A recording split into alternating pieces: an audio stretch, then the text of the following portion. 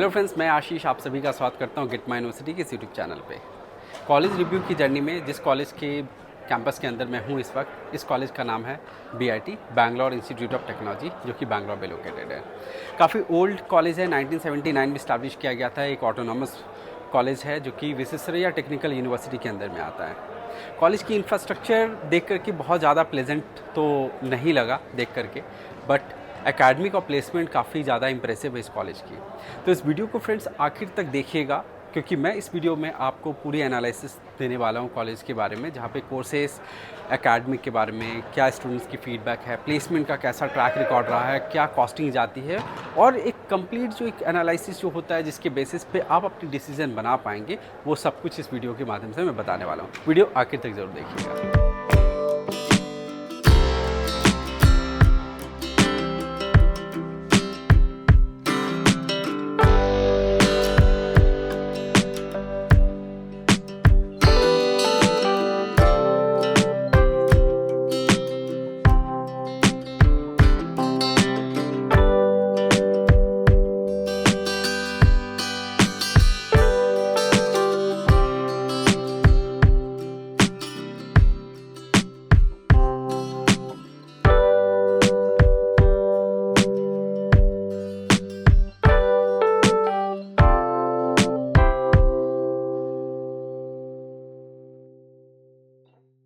Bangalore institute of technology के campus में पहुंचने के बाद में स्टूडेंट्स से बहुत अच्छी एकेडमिक्स की फीडबैक मिली। फैकल्टीज़ बहुत अच्छे और एक्सपीरियंस फैकल्टीज़ हैं। प्लेसमेंट का बहुत अच्छा ट्रैक रिकॉर्ड यहाँ पे देखने के लिए मिला, जो कि मैं आगे की स्लाइड में भी आपको बताऊंगा। डिसअपॉइंटमेंट देखने के लिए मिली इंफ्रास्ट्रक्चर और कैंपस को लेकर के, क्योंकि एक कॉलेज के अंदर में बहुत सारे एक्सपेक्टेशंस स्टूडेंट्स लेकर के आते हैं कि हमारा कॉलेज ऐसा होगा, हमारे वहाँ पे बहुत सारी चीज़ों का एक अच्छा कॉम्बिनेशन देखने के लिए मिला। तो यहाँ पे एकेडमिक्स एंड एक बहुत अच्छा ROI तो ज़रूर नज़र आ रहा है, बट कहीं ना कहीं कैंपस का एक वाइब जो है वो मिसिंग है। अब 1979 इस्टेब्लिश कॉलेज है, काफ़ी पुराना कॉलेज है, AICTE अप्रूव्ड कॉलेज है, और ये NAAC A+ के एक्रेडिटेशन के साथ में अभी करंटली रन कर रहा है। विश्वेश्वरैया टेक्निकल यूनिवर्सिटी से इसकी एफिलिएशन है। कैंपस का साइज़ 5.3 एकर्स का कैंपस, एक बेसिक इंफ्रास्ट्रक्चर आपको यहाँ पे मिलेगी। आपकी क्लासरूम्स हैं जो कि आप वहाँ पे बहुत ज़्यादा टेक्नोलॉजिकल एडवांसमेंट आप यहाँ पे एक्सपेक्ट नहीं कर सकते हैं।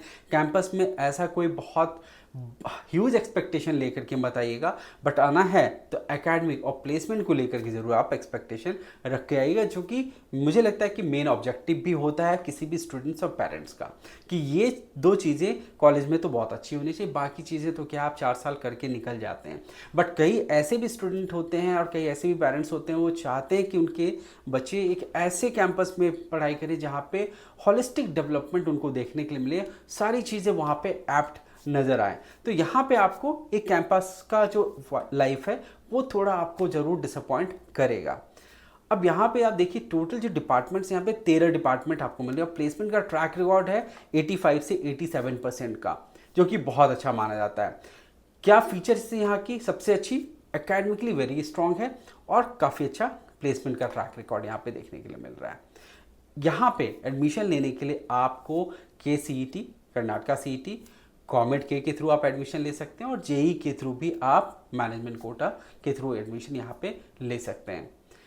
इस कॉलेज से बहुत सारे रिप्रेजेंटेशंस देखने के लिए मिले हैं स्टूडेंट्स की तरफ से। मल्टीपल फ्रंट्स पे, बहुत सारे डायमेंशन पे स्टूडेंट्स ने रिप्रेजेंट किया है कॉलेज को, और यहाँ की फेस्ट में भी काफ़ी ज़्यादा पॉपुलैरिटी देखने के लिए मिलता है, जो कि college time to time conduct कराता है। इस कॉलेज की जो लोकेलिटी है वो VVपुरम है, और यहाँ से 35 किलोमीटर के डिस्टेंस पे आप एयरपोर्ट पहुँच जाएंगे, और नियरली 5 किलोमीटर के डिस्टेंस पे आप रेलवे स्टेशन पहुँच जाएंगे। तो रेलवे स्टेशन से बहुत नियरेस्ट पॉइंट पे ये कॉलेज लोकेटेड है। अब प्लेसमेंट की बात करते हैं BIT बैंगलोर की। आप सभी को जानना चाहते भी होंगे क्या कि इस कॉलेज में हम एडमिशन लेते हैं तो हमारा किस तरीके का ROI यहाँ पे निकल के आएगा या नहीं आएगा। मैं आपको एश्योर करता हूँ इस कॉलेज में इम्प्रेसिव ट्रैक रिकॉर्ड है प्लेसमेंट का। यहाँ पे 3 साल का मैंने डेटा भी आपके रेफरेंस के लिए रखा है, ताकि आपको कॉलेज में किस हिसाब से कंसिस्टेंसी है प्लेसमेंट को लेकर के, वो यहाँ पे आपको दिखेगा। तीनों साल में अगर आप देखेंगे तो 85 से 87% का प्लेसमेंट का ट्रैक रिकॉर्ड है। कई स्टूडेंट्स ऐसे भी होते हैं जो ऑप्ट आउट कर जाते हैं या फिर हायर एजुकेशन के लिए चले जाते हैं, जिसकी वजह से 100% अचीव करना किसी भी कॉलेज के लिए पॉसिबल नहीं है। अब अगर देखें 2022 और 23 में 37 लाख रुपीस का हाईएस्ट पैकेज था, वो बढ़ करके नेक्स्ट सेशन में 45 हो गया, और 24-25 के सेशन में जो कि ऑनगोइंग है वहाँ पे अभी पूरा डेटा नहीं मिल पाया, 58 लाख का टॉप जो फिगर था प्लेसमेंट का वो देखने के लिए मिला। अब यहाँ पे मीडियन और एवरेज सैलरीज जो बहुत ज़्यादा लोग फोकस करते हैं, क्योंकि टॉप ऐसा फिगर होता है जो कि सब कोई नहीं अचीव कर पाते हैं, सबको नहीं मिल पाता है, बट मीडियन और एवरेज ऐसा फिगर होता है जो एक माइंड को रिलैक्स करता है, आपको एक कम से कम पीस ऑफ माइंड देता है कि चलो ये फिगर एक ऐसा है जो कि हम जरूर अचीव कर पाएंगे। तो 4.5 का मीडियन फिगर था 22-23 सेशन में, और उसी साल में 6.5 का एवरेज जो सैलरीज ऑफर किया जाता था वो बढ़ करके नेक्स्ट सेशन में 5 लाख हो गया आपका मीडियन, और 7 लाख हो गया एवरेज। 24-25 में ये फर्दर बढ़ के मीडियन 8 लाख रुपीज़ का हो गया, और एवरेज सैलरीज देखिए यहाँ पे 10 लाख रुपीज़ की ऑफर की जा रही है, जो कि बहुत ही इंप्रेसिव फिगर है। तो आप देखिए काफ़ी कंसिस्टेंट है। इसी तरीके का यहाँ पे कंप्यूटर साइंस का मैंने पैकेज शो किया है, इसी तरीके का आपको प्लेसमेंट का फिगर इंफॉर्मेशन साइंस में भी मिलेगा, और आप यहाँ पे आर्टिफिशियल इंटेलिजेंस के साथ में भी जा सकते हैं। ईएनसी में भी स्टूडेंट्स को एक अच्छा यहाँ पे फीडबैक मैंने देखा देते हुए प्लेसमेंट को लेकर के।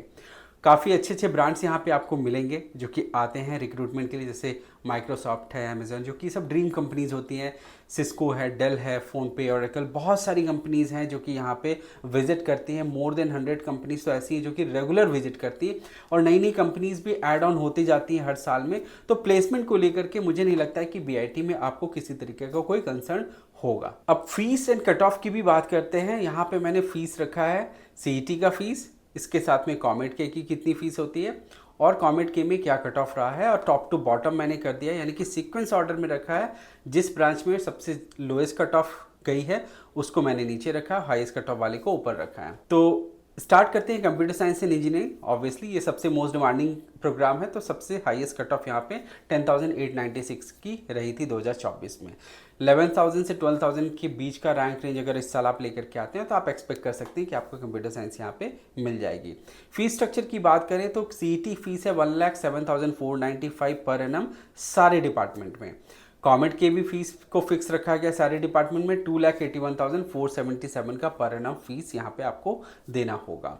हॉस्टल की एक्सपेंसेस काफ़ी मिनिमल है, और आप प्राइवेट एकोमोडेशंस भी यहाँ पे लेकर के चल सकते हैं। तो ओवरऑल आपका जो इंजीनियरिंग का प्रोग्राम है इस कॉलेज में, अगर आप कॉमेट के फीस से जाते हैं तो 15 लाख से 17 लाख रुपए के बीच में आप कंप्लीट कर सकते हैं अपने कोर्स को। इसके हिसाब से अगर आप देखें बाकी की ब्रांच में भी, तो कंप्यूटर साइंस के बाद में सेकेंड ब्रांच था डेटा साइंस, जहाँ पे नेक्स्ट हाईएस्ट कट ऑफ रहा था 13,221 का। इसके बाद ईएनसी, फिर आर्टिफिशियल इंटेलिजेंस के साथ में मशीन लर्निंग के कॉम्बिनेशन में काफ़ी डिमांड देखने के लिए मिली थी। फिर कंप्यूटर साइंस के साथ में इंटरनेट ऑफ थिंग यानी कि आईओटी एंड साइबर सिक्योरिटी में भी अच्छी डिमांड देखने के लिए मिली। यहाँ पे भी आप देखिए 17,469 के कट ऑफ रैंक गई थी इस प्रोग्राम में, followed by information science, robotics and artificial. तो बहुत सारे ऑप्शंस आपको यहाँ पे डिपार्टमेंट्स के मिल रहे हैं, जैसे इलेक्ट्रॉनिक्स इंजीनियरिंग में भी वीएलएसआई डिज़ाइन एंड टेक्नोलॉजी का भी ऑप्शन आपको कॉम्बिनेशन में यहाँ पे मिल रहा है। मैकेनिकल इंजीनियरिंग है, इलेक्ट्रॉनिक्स के साथ में आपको इलेक्ट्रिकल का एक ऑप्शन यहाँ पे मिल रहा है कॉम्बिनेशन का, सिविल इंजीनियरिंग का भी ऑप्शन है, इलेक्ट्रॉनिक्स एंड इंस्ट्रूमेंटेशन इंजीनियरिंग भी यहाँ पे ऑफर की जाती है, और इलेक्ट्रॉनिक्स एंड टेलीकम्युनिकेशन इंजीनियरिंग भी ऑफर की जाती है। तो इस पूरे आप देख रहे हैं डिपार्टमेंट में सबसे बॉटम पे अगर है तो electronics and telecommunication engineering. Friends मैं बताता हूँ, जब मैं पुणे और मुंबई के कॉलेजेस को रिव्यू कर रहा था तो वहाँ पे मैंने देखा था कि कंप्यूटर साइंस इंजीनियरिंग के साथ में इलेक्ट्रॉनिक्स एंड कम्युनिकेशन के बाद तीसरा जो ब्रांच था वो ईएनटीसी था, जिसमें सबसे ज़्यादा डिमांड थी। प्लेसमेंट फिगर्स भी काफ़ी अच्छी ईएनटीसी की देखने मिल रही थी पुणे एंड मुंबई के कॉलेजेस में। बैंगलोर में यहाँ पे थोड़ा सा सिनेरियो मुझे बदला हुआ नज़र आता है कि यहाँ पे ईएनटीसी काफ़ी ज़्यादा नीचे में, जबकि मैं कई जगह पे देखता हूँ कि ये काफ़ी डिमांडिंग प्रोग्राम है, बट ये स्टूडेंट्स की प्रेफरेंस के ऊपर में भी डिपेंड करता है। तो ये है कट ऑफ। आप इस कट ऑफ को जो देख रहे हैं 2024 का है, आप 500 से 1000 रैंक का एक रैंक का वेरिएशन लेके चलिएगा, जिस रैंक रेंज में आपको यहाँ पे सीएससी जैसे 11,000 से 12,000 के बीच में आपको मिल सकता है। टॉप के जो ब्रांच हैं, जो ऑल्टरनेटिव प्रोग्राम हैं, वहाँ पे अगर आप 15 से 18,000 या 19,000 रैंक रेंज में भी रहते हैं तो आपको सीट मिल जाएगी। बट आप ये ध्यान रखिएगा कि राउंड 1 में जल्दबाजी मत करेगा, राउंड 2 से आगे के राउंड में जाइए, क्योंकि कट ऑफ उस समय काफ़ी ज़्यादा ड्रॉप होती है। अब ओवरऑल फीडबैक क्या है स्टूडेंट्स की, वो भी मैं आपको बताता हूँ। इंफ्रास्ट्रक्चर पॉइंट ऑफ व्यू से बताऊँ तो बेसिक सा इंफ्रास्ट्रक्चर है, ओल्ड सेटअप है, तो स्टूडेंट्स चाहते हैं क्या कि यहाँ पे थोड़ी डेवलपमेंट होनी चाहिए, थोड़ा उनको भी एक न्यूनेस यहाँ पे फील होनी चाहिए। बट जिस तरह की लोकेलिटी है, मेरा मानना है कि कॉलेज के पास इतनी स्पेस नहीं जहाँ पे वो एक्सपेंशन कर सके। अपग्रेडेशन करना अगर है तो फेज वाइज वो कर सकते हैं। इसी करंट कैंपस को ही ये जितना कोशिश करेंगे इंप्रूव करने का, तो वहाँ पे कॉलेज को ज़रूर कॉल लेना चाहिए। एकेडमिक्स बहुत अच्छी है, प्लेसमेंट का ट्रैक रिकॉर्ड बहुत बढ़िया है। कैंपस की वाइब में बोलते हैं स्टूडेंट्स, क्योंकि कैंपस है नहीं, तो इस वजह से कैंपस का कोई एटमॉस्फेयर, उनको एक जो वाइब होता है, एक पॉजिटिवनेस होता है, वो यहाँ पे उनको लगता है कि मिसिंग है। एक्स्ट्रा करिकुलर एक्टिविटीज़ में स्पोर्ट्स फेस्ट वगैरह, इवेंट्स वगैरह होते रहते हैं, तो यहाँ पे भी कोई वैसा गैप नहीं है। रिसर्च एंड इनोवेशंस पे भी सपोर्ट है, फैकल्टीज़ यहाँ पे कहते भी हैं कि आप इन सब चीज़ों में इंगेज हों ताकि आपकी ये सब स्किल्स डेवलप हो। ROI काफ़ी अच्छा है, जिस हिसाब से इन्वेस्टमेंट आप कर रहे हैं, 18-20 लाख रुपए के इन्वेस्टमेंट पे आप यहाँ पे अगर 10 लाख रुपए, 11 लाख रुपए की एवरेज सैलरीज भी अगर आप देख रहे हैं क्या कि जो रिस्क नहीं है यहाँ पे एक प्लेसमेंट को लेकर के, तो एक बहुत अच्छा फिगर्स है। मेरा भी मानना है कि देखिए बहुत सारे ऑप्शंस होते हैं और उन ऑप्शंस में आपको हमेशा कंपेयर करके एक बेस्ट ऑप्शन सेलेक्ट करना चाहिए। आज के टाइम पे आपको फ्लेक्सिबल होना बहुत ज़रूरी है। आप रूडिमेंट्री अप्रोच के साथ में नहीं चल सकते हैं। आप समझ लीजिए कि इंडस्ट्री हमेशा बदलता जा रहा है, वो बिहेव डिफरेंटली कर रहा है, तो इसके लिए आप भी फ्लेक्सिबल हो। किसी प्रोग्राम्स पे आपकी इंटरेस्ट है तो कोशिश करिए ऑल्टरनेटिव प्रोग्राम्स के बारे में भी जानने के लिए, कि हो सकता है उस ऑल्टरनेटिव प्रोग्राम्स में बेहतर फ्यूचर आपको दिखे। किसी पर्टिकुलर कॉलेज में आपका डिजायर्ड ब्रांच नहीं मिल रहा है तो दूसरे ब्रांच के बारे में भी जानने की कोशिश करिए कि क्या वो ब्रांच आपको क्या बेहतर फ्यूचर दे पाएगा। तो इन सब चीज़ों को ज़रूर सोच समझ करके ही डिसीजन लीजिए। तो उम्मीद करता हूँ कि हमारा ये वीडियो BIT के ऊपर में आपको पसंद आया होगा। आपको इस तरह की और भी वीडियोस में टाइम टू टाइम अवेलेबल कराता रहूँगा, और भी शहरों में जाकर के कॉलेज की रिव्यूज़ की वीडियोस आप तक शेयर करूँगा। हमारे साथ में तब तक जुड़े रहिए। और एडमिशन प्रोसेस में किसी भी तरीके का आप सपोर्ट चाहते हैं, जैसे आप मैनेजमेंट कोटा से आप एडमिशन लेना चाहते हैं, तो हमारे टीम के साथ में ज़रूर कनेक्ट करिए, क्योंकि आपको एडमिशन सिक्योर करने में टीम गेट माई यूनिवर्सिटी पूरी तरीके से फैसिलिटेट करेगी, इंश्योर करेगी कि आपको आपका रिक्वायर्ड जो डिज़ायर ब्रांच है उस कॉलेज में मिले। तब तक के लिए हमारे साथ जुड़े रहिए। Thank you for watching this video. Wish you all the best. अपना ख्याल रखिए।